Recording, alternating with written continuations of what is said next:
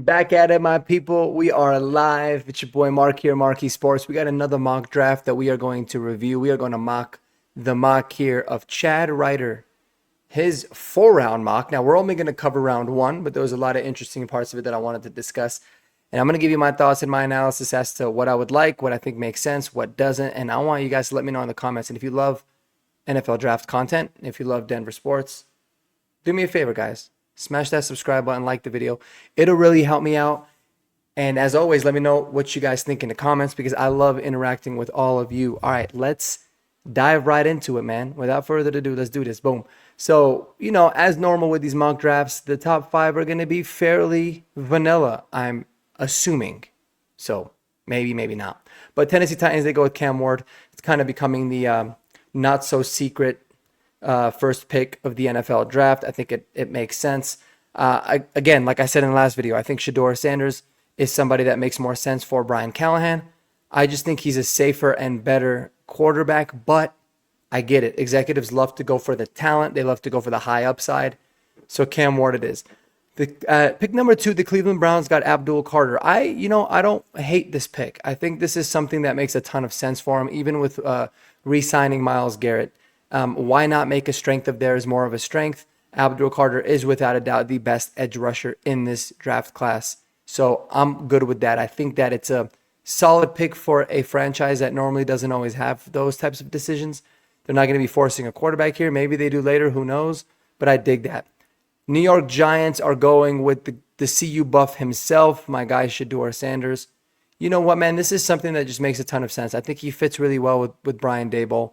I think he's built to be able to handle that New York media really well. I love that. And, even though they don't have the most amount of weapons, having Malik Neighbors there is helpful. I think that, Tracy Jr., their young running back from Purdue that they got last year in the 4th round, I think he's an extremely underrated player. I think he's going to be a very good back. And, did they do enough to shore up that O-line? We'll see. But Shedeur Sanders can surprise a lot of people. I think he's a really good fit with the Giants. That's where I would love to be able to see him. All right, the New England Patriots here, they're going to go with Travis Hunter. And this is a fantastic pick for them. Travis Hunter, in my opinion, is the best player in this draft. He is a true generational talent. Being able to watch him so much here at CU, you guys don't realize just how unbelievably talented he is. I mean, when he's consistently the top 3 receiver and the top 3 cornerback in a draft class, it is arguably the best at both positions. It is truly special what he is. He's going to be able to help New England in a lot of different ways. Mike Vrabel's going to love him. I don't know so much about the fit. I mean, Mike Vrabel seems like Mason Graham would probably be more of what he would prefer, but Travis Hunter is just way too good to pass up in this situation. He can help him out with 2 different needs. They could use some help in the secondary, but they could definitely use some juice on offense. He can do both. Travis Hunter it is with the 4th pick over to the New England Patriots, which leaves Mason Graham going to the Jags. It seems like everybody and their mom is mocking this. This makes a ton of sense. Mason Graham, I don't care how he tests. I don't care if his arm's a little bit short. I don't care about none of that. This dude is a terror on the field, an absolute monster. Someone that is just a game wrecker inside and out. And, it sucks for him to go to Jacksonville, but they'd have a hell of a defensive line and just the defense there in general to work with Liam Cohen and that new staff that they got down there. So Mason Graham to the Jags is a really good pick, and for them to get him at 5 is solid. All right, moving on to the Las Vegas Raiders. This is a very popular pick as well. They're going with Ashton Jeanty. As a Bronco fan, as you can see from the background, yeah, I wouldn't be the biggest fan because it would suck to go up against Brock Bowers and Ashton Jeanty for the next, several years. But it's a really good pick for them. It makes sense for the Raiders given where they're at now. I think, if Mason Graham or Abdul Carter or Travis Hunter, I think if one of those 3 were available, it would make the Raiders, they would think about it. They would go with a position that makes more sense, a more valuable position than with running back. But in this situation with all those guys off, Ashton Jeanty is without a doubt. He makes the most sense. So we're going to roll with that. And oh my God, would you see this? Was not expecting this at all, man. The New York Jets going with the most New York Jets pick of all time. Now, as much as I like to bag on the Jets sometimes, and rightfully so, given their history, and Jets fans, we get it. Broncos, we were there, so don't even trip. We were right there with you just a couple years back. But Jackson Dart at pick number 7, as bad as the Jets have been, I don't think they're going to do that, man. They just signed Justin Fields. All right. I get it. I'm a lot higher on Justin Fields than I think a lot of people are. He's a good enough bridge. He's going to be able to allow for this coaching staff to kind of feel out this roster, get an idea of what it is they need. Jackson Dart would be an F- of a pick for so many different reasons. It could not get any worse than that. That would be terribly awful. And I'd laugh my ass off as a Bronco fan, even not just because I have anything against the Jets, but because that's just one additional player that could potentially be available for us at 20. So I dig it. And I did not look at any of this draft, guys. So I'll tell y'all. This is the first time I've seen Chad Ryder's first draft. He does have all 4 rounds, but like I said, we're just looking at the first. But I did not take a look at this one at all. So Jalen Walker going to the Panthers. I love that pick. I'm good with it. He's a player that I think a lot of analysts and people across, all these different platforms that you see, it varies. I see some mock drafts that have Jalen Walker going early second round. I see some of them going somewhere in the 20s or late in the first. But then there's a lot that have him going to the Carolina Panthers at 8. I think Jalen Walker's fantastic. I think he's worthy of a number 8 selection because I think he's a top 10 player in this draft. I think some teams are going to be a little bit weary of the fact that he's, what is he? He's an off-ball linebacker. Is he an edge rusher? He can be both. And that versatility is going to help some really good coordinators be able to, utilize that. I think they got a good one down in Carolina. We obviously had him here, Ejiro Evero, in Denver. He could find a good way to be able to utilize his talents, and he's just a really good player. Adds a lot of talent and value to a defense and a team that could desperately use that. The New Orleans Saints here. This is a little bit of a unique one, going with Will Johnson, the Michigan cornerback. I don't have too much of an issue with it. I mean, they did get rid of Marshawn Lattimore, obviously, last year. As we know, they could use a lot of young talent. I think if it was me and I was New Orleans, I would build more because, they're in cap hell. They're going to have to get rid of, they have a lot of aging players. They're going to have to get rid of all these guys after this year. They probably should have done as much as they could, this offseason. But they'll get rid of a lot of guys next year. And I think that getting some sort of an interior, build out the team for the future from the inside out.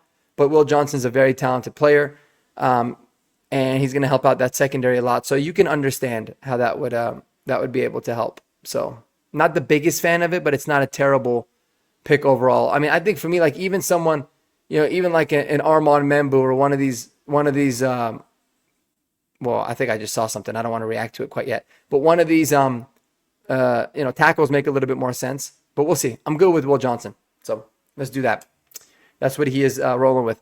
All right, Chicago Bears, Armand Membu. This would be a really good pick for the Bears. I don't know if they'll do it. I think that they'll be very tempted to take like a Tyler Warren here, which would be an exciting and a good pick. But the Chicago Bears taking Armand Membu here would make a ton of sense. It really would. Yes, they made a lot of additions to their offensive line, right? They traded for Joe Thuney. They brought in, who else did they? I always forget. I don't have it pulled up. I probably should. But they revamped a lot. They did a lot of good things for the offensive line. Doesn't mean that they need to stop building. You have Caleb Williams who loves to hold on to the football, and by not have that, they had a terrible offensive line as well. So those two things marked together really made them struggle last year. Armand Membu can help you. He could play inside at guard. He can play at right tackle if you need him. He can be your future. He could play left tackle this year. He could be your future left tackle. He's a really good player. That's a very good pick by the Bears. I don't think that they would do it, but that would be an A pick for me. I would be a really big fan of that for that franchise. And San Francisco 49ers, Will Campbell. Really good pick for them. They obviously need tackle help. He's a little bit of a polarizing player just based off of how he tested and measured at the combine or didn't measure. There's a lot of that. But I think overall, it's a really good pick for them. I think he's a good player. He can fit really well in their wide zone that they love to run there. And he can play all across the line. Having a year under Trent Williams while he plays in a different position, whether it be guard or right tackle, could be very helpful for him. And he'll fit really, really well into the Shanahan scheme there. There's not really much doubt about it.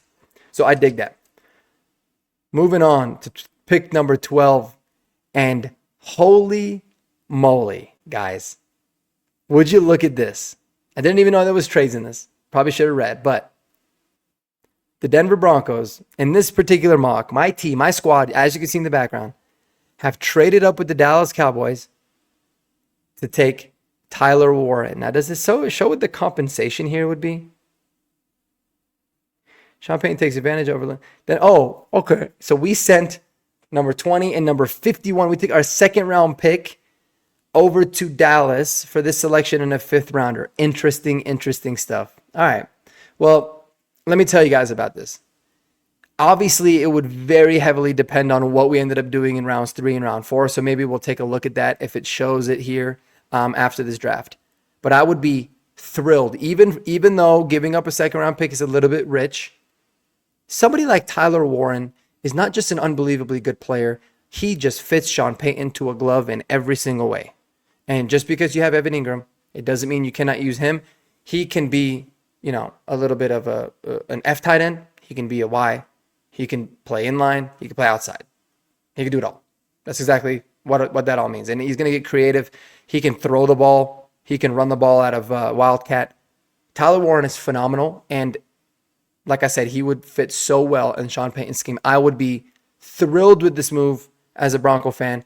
But obviously, I want to see what the hell we ended up doing in rounds 3 and round 4, because that could be really big. But I love this pick big time for the Denver Broncos. That would be really freaking exciting, man. Let me know, Bronco fans, if you're watching this, let me know your thoughts below.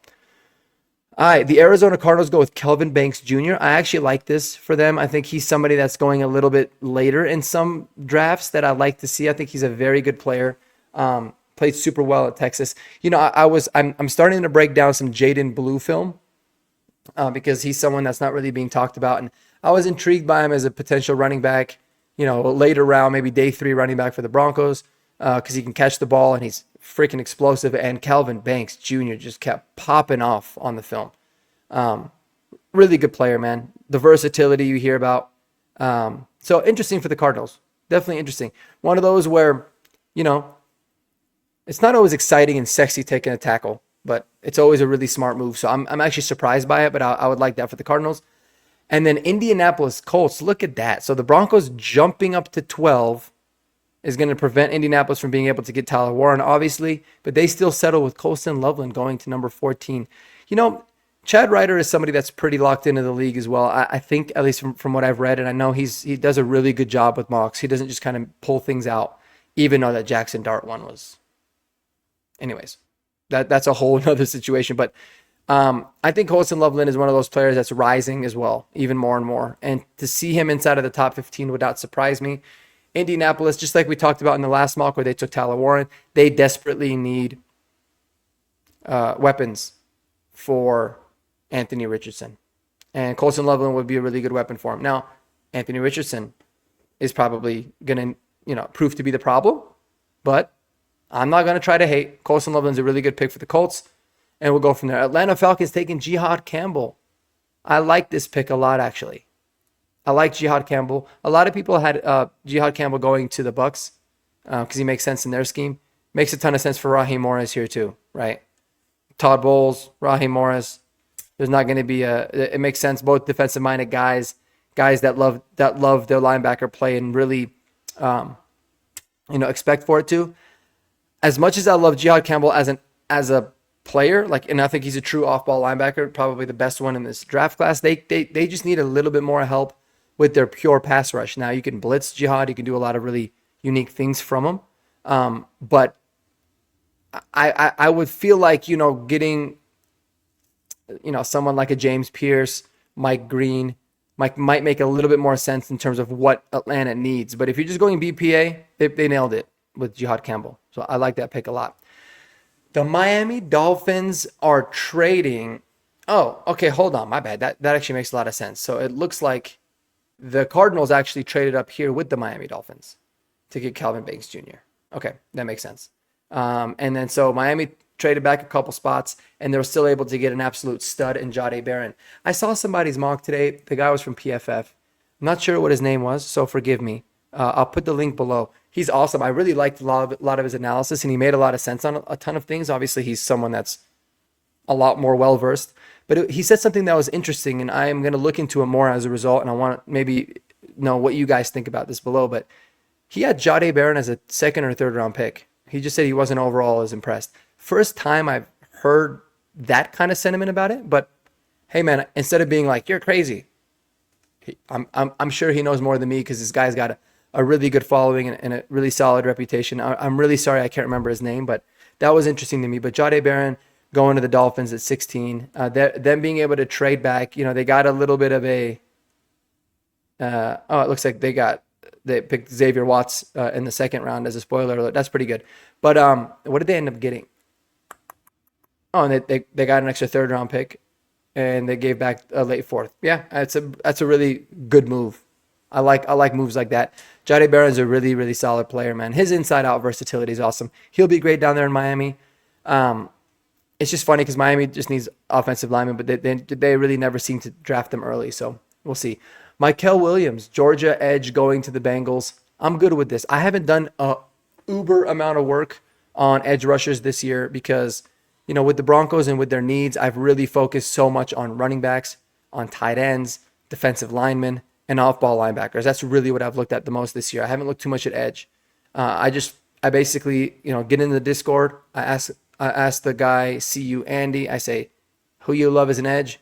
And whatever he tells me, and whatever I'm hearing from the other guys that I'm listening to on YouTube, which he usually lines up or gives even better analysis with a lot of those guys, I believe him. Mykel Williams is someone that, he seems to be solid. Is he the best in this class? I don't know. But regardless, I look at this more like the Bengals took an edge rusher. That's exactly position-wise what I think that they should do. That would be a really solid and smart pick for them. They need to be able to help out that defensive line as much as they can. And that defense in general. So good pick. If it's Mykel or one of the other guys, good with that. Really solid pick there. Wow, this is a little bit surprising. The Seattle Seahawks take Teteroa McMillan. And now that I think about it, this makes a ton of sense because there's been a couple of other mocks where I see them taking Matthew Golden. Or I see them taking like Luther Burden or Emeka Ibuka when you talk about the wide receivers. Some have even had them taking like Colson Loveland. Listen, they got Jackson Smith and Jigba, and they got Cooper Kupp. Two guys that really, and they obviously traded away DK Metcalf. Those are two guys that are primarily slot guys. Now, I think JSN can play on the outside. I think Cooper Kupp could as well, but it's a little bit confusing. So if you're adding like Michael Golden, you really need for him to be a true outside receiver right off the bat. And then Luther Burden and Emeka Ibuka are slot guys too, so it would have been a little confusing. Ted McMillan makes a ton of sense for them. That would be a phenomenal pick, someone that I think could come in and replace DK Metcalf right off the bat. I think he has potential to be maybe even better than DK in some areas. Obviously, that's a really tall task, so I not want to compare it. But from the types of positions that they played, Ted McMillan would be a very solid replacement for DK Metcalf. So I think that's a really good pick for him. Shamar Stewart going to the Tampa Bay Buccaneers. This is another pick that makes a ton of sense. If Jihad Campbell's not there, which he was taken earlier to Atlanta, Shamar Stewart would make a ton of sense. I don't know how to feel about him. I said this in the last video. Just the lack of production from somebody that's got this crazy amount of talent is always really concerning to me. Is it an effort thing? Yeah, you can say, okay, he played injured or it was a bad scheme fit, but for 2 seasons in a row, it's a little bit wild. But he does pressure the hell out of the quarterback. He gets a lot of hurries. So, somebody's going to want to get their hands on his talent and be able to do what they can. So, at the end of the day, it makes sense. I'm good with it. And we're rolling with it. The Dallas Cowboys traded back with the Denver Broncos to 20, and they're still able to get an absolute stud in Emeka Ibuka. I'm not going to lie. That would be a phenomenal situation for them. They got themselves an additional second-round pick. Now they got 2 picks in the second round, and they got themselves a wide receiver that, complements CeeDee Lamb super well. He'd be an amazing, amazing weapon to have for Dak Prescott. And I don't know if Chad Reuter happens to be a Cowboys fan, but he just hooked them up. That's a really good pick, man. I would as a Cowboys fan, I'd be thrilled to be able to get yourself another second round pick and move back and still get Emeka Egbuka is awesome. So good for them. Omarion Hampton going to the Steelers. Look at that. Interesting. They're probably trying to snipe the Los Angeles Chargers. This is something that would make sense. I mean, they got Jalen Warren there, which is really helpful for the Steelers because Jalen Warren's a really good third down back, pass catching back, someone that is solid. And Omarion Hampton can come in and be an absolute stud, workhorse running back for him and not necessarily have to worry about him, is he going to be a good pass catcher? Is he not? Is he going to be good in pass pro? Is he not? I think he's going to be eventually really good at both. But you could just say you come in and run the rock and be a beast. Omarion Hampton is truly that. He is, without a doubt, RB2 in this class. He's phenomenal. But I think it's a great fit for the Steelers, but I think it's even better fit for the Steelers because they have somebody like a Jalen Warren there. Donovan Iziraku is going from Boston College. The edge is going over to the Los Angeles Chargers. This one is kind of interesting to me. Like, it would be a good pick for him. I like the player. I don't know so much about like the fit or if that's something that would necessarily make sense. I feel like they maybe would want to go for more of a 3-4 DN type of a player. But I'm good with the Chargers going with Donovan Iziraku. So, Iziraku. I got to figure out how to say his name. I'm usually pretty decent with names, but I got to figure that out. Green Bay Packers at 23 going with Matthew Golden. Anybody that's watched my channel, man, y'all know how I feel about Matthew Golden. I love this dude. I think he's phenomenal. I think when it's all said and done, he's going to be the best wide receiver in this draft class. No doubt about it, in my opinion.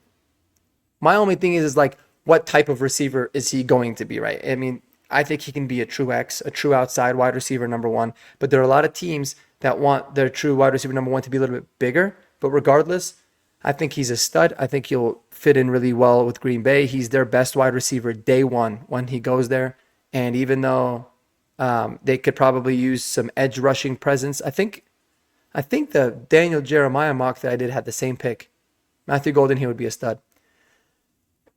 Oh, look at this. So the Buffalo Bills trade up to 24 to take Azare Thomas. Interesting.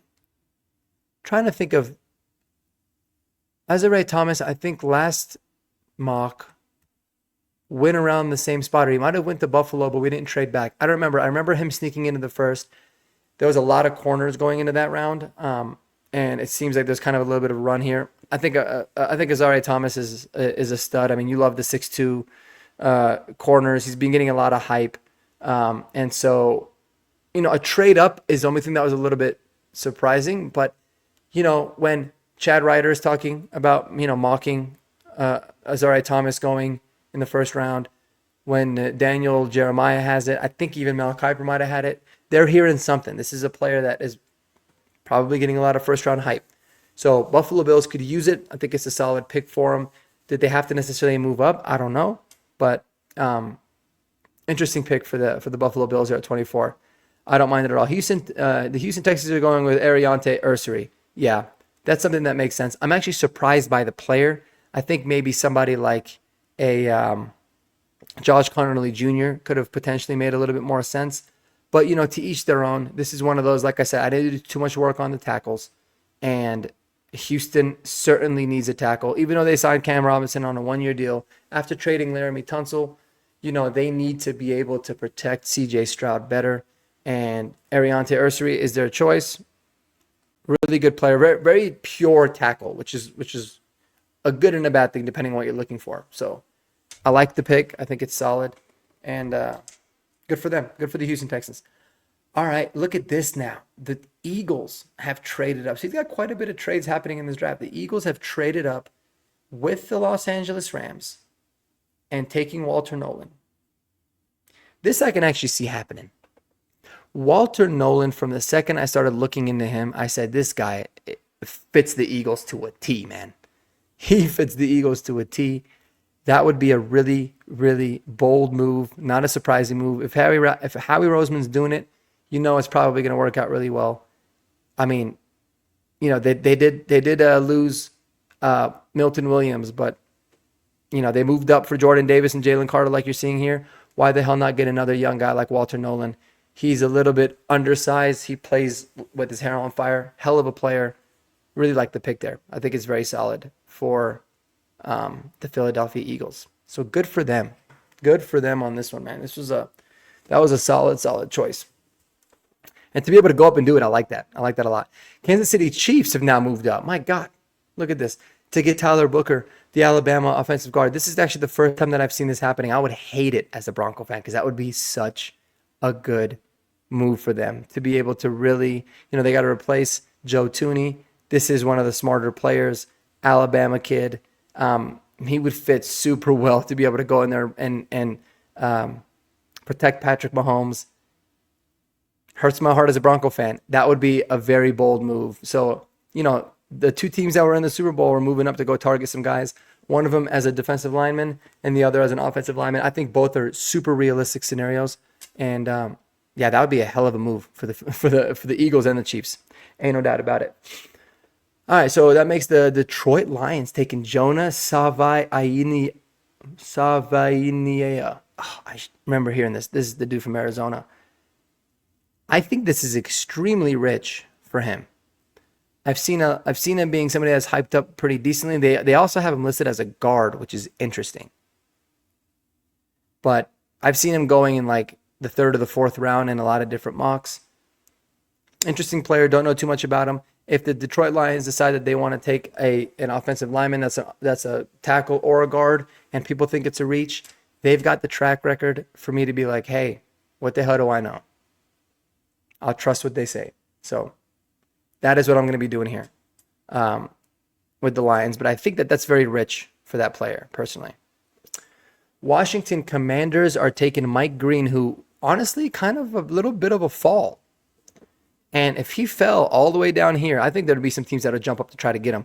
But if the Washington Commanders got Mike Green at number 29, that might arguably go down as the best value in the draft. Getting somebody that I think is a top 20 player. In my opinion, behind Abdul Carter, he's the best pure rusher in this draft. I like him. I think he's a solid player. I looked into Mike Green quite a bit because I remember hearing about his story, and that's kind of what got me into the edge. So I was kind of getting into him a little bit. I also did a little bit of work on like James Pierce Jr., mainly because I was checking out some Tennessee guys and trying to see what Tennessee was all about. But he was an interesting player and somebody that I think is going to be very polarizing, right? Given some of the troubles that he had in college, but who really knows what's going to happen? But Washington Commanders, Dan Quinn is going to have a ball with somebody like Mike Green. He would be really good, and he'd make a Washington Commanders team a lot better than they already are. Minnesota Vikings are getting Nick Emmanwori. This is the second one. Yeah, so Minnesota moved back to number 30 after Buffalo wanted to trade up, and they took Nick Emmanwori. I'm pretty sure Daniel Jeremiah had the same thing. I love everything about this pick, whether it was Emmanwori or Malachi Starks. Either one of those safeties would make a ton of sense. Brian Flores loves to run the three safeties. He loves to mix things up like crazy. They lost Cam Bynum. But not just that, Emmanwori can play really, really well in the box, which is why I think he actually makes more sense from a fit standpoint for Minnesota. But they have a pick of their litter of the two best safeties in this class. They go with Emmanwori. I would really like that pick a lot for him too. Malachi Starks going to the Ravens makes a whole bunch of sense. They traded back. Both of these teams traded back. Both of them still got the safeties that they're looking for. Very good players, very, very good fits. And shocker here. Shout out to David Talks Broncos. He did make a video, ironically, about Isaiah Bond. I was not expecting this. The Los Angeles Chargers traded back with the Eagles, so they picked up some more picks down the road. And damn, they pick Isaiah Bond. Of all the receivers available, they go with a hardcore speedster. I guess for what they're building out there, it makes sense. I mean, they got Puka Nacua. They just brought back like Tutu Atwell, though. So what would they really need Isaiah Bond to do? They feel like he's more of a wide receiver too? Maybe. I think it's really rich. I think Isaiah Bond is good. But I think that there's better options from a pure wide receiver standpoint at this point. I mean, I think Luther Burden, I don't think he was taken. I think he's a much better player than Isaiah Bond. I think Alec A.O. Manor is somebody that's a better overall prospect. I like Jaden Higgins more. I like quite a bit of other people, but listen, I mean, I'm not no expert.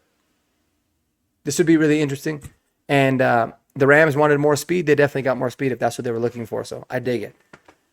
All right, guys. Well, let me know what you think about this. This was an interesting draft. Man. There's a lot more trades than I was even expecting. To be honest with you, I wasn't even expecting any trades.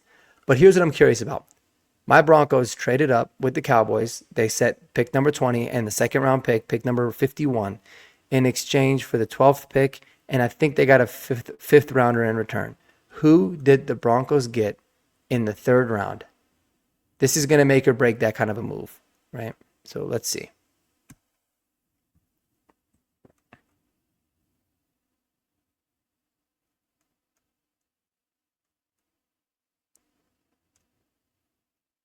Okay, hold on. Princely Uman Mielen? Really? All right, see, I wouldn't love that. I like the player. I think he's really solid. I think Princely's really, really nice. I remember looking into him a little bit because I was doing like a funny video on his name. And like I said, I listen to whatever Andy tells me in the Discord. He says Princely Uman Mielen is pretty good. I dig that. But no, no, no, no, no. So we haven't even addressed the running back position quite yet. Let's see. Oh, Trevor Etienne went here. Wild. There are a bunch of running backs taken in the second. Caleb Johnson was taken earlier. Let's see. Who the hell is here? Oh, Trevion's taken there. Okay. Oh, hold on. Quinchon's taken. Yeah, I mean, I guess. I guess that's wild. Yeah, I don't know. I don't know. Broncos country, how you feel about that, man? At number 85, we take Princely Uman Mielen. We could have taken like some of these other guys. Let me just show you who kind of went afterwards. Savion Williams would have been like somebody more intriguing for me. At least you can get more weapons. Tez Johnson, that's super early for him, I think, but interesting. Arade Gatson, someone that I really like. Interessante. Okay, and then so who they end up getting in the fourth?